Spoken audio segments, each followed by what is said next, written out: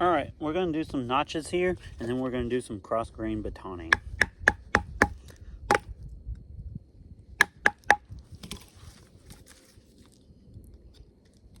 So if you guys have never used a sax before, you know, it comes to a really fine tip.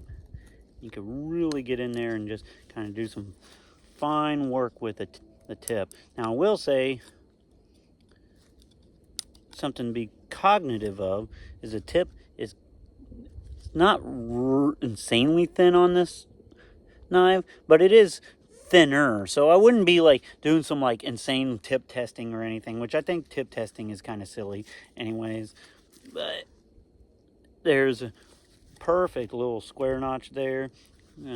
Get me something for a little tent stake, and then we're going to do some cross grain batoning and test out that ADCR V2 crusty and trusty steel.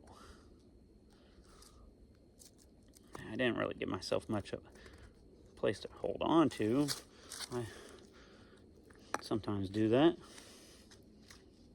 Got me a little tent stake notch there. All right, fun part. Let's do some cross grain batoning here.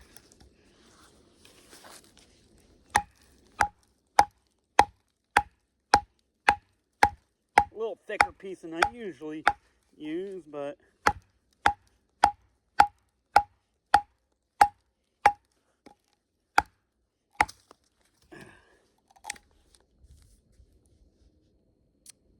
and that edge is still absolutely perfect.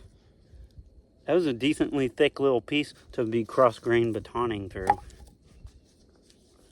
All right, gonna do some more cross-grain batoning. Got a little smaller piece.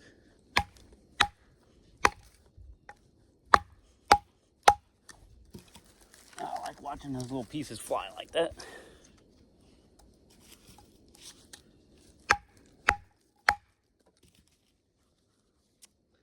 And still just perfect. His ADCR V2 is spot on.